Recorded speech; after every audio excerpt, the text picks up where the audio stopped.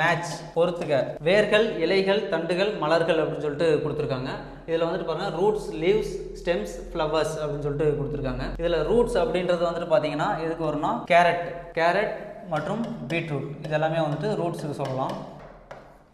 அடுத்து லீவ்ஸ் வந்துட்டு பார்த்தீங்கன்னா இலைகள், முட்டைக்கோஸ் இது வந்துட்டு லீவ்ஸ்க்கு வந்துட்டு உதாரணமாக சொல்லலாம். அடுத்து ஸ்டெம்ஸ் வந்துட்டு பார்த்தோம்னா ஸ்டெம்ஸ்க்கு வந்து தண்டுகளுக்கு வந்துட்டு எது வந்துட்டு உதாரணமாக சொல்லலாம்னா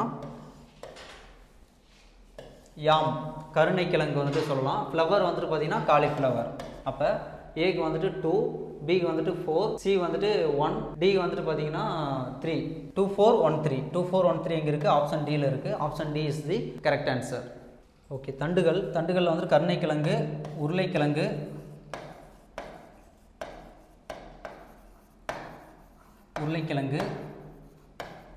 மற்றும் கரும்பு இதெல்லாமே வந்துட்டு இது தண்டுகளுக்கு வந்துட்டு உதாரணமாக சொல்லலாம். ஸ்டெம்ஸில் வந்துட்டு எக்ஸாம்பிள்ஸாக வரும். அடுத்து கேரட்டு, பீட்ரூட் வந்துட்டு பார்த்தோம். ஃப்ளவரில் பாருங்கள் காலிஃப்ளவர் மற்றும் வாழைப்பூ இதெல்லாமே வந்துட்டு மலர்களுக்கு வந்துட்டு உதாரணமாக சொல்லலாம். அடுத்து வந்துட்டு பார்த்திங்கன்னா இலைகளுக்கு வந்துட்டு பார்த்திங்கன்னா முட்டைக்கோஸ் மற்றும் கறிவேப்பிலை இதெல்லாமே வந்துட்டு இலைகளுக்கு வந்துட்டு உதாரணமாக சொல்லலாம்.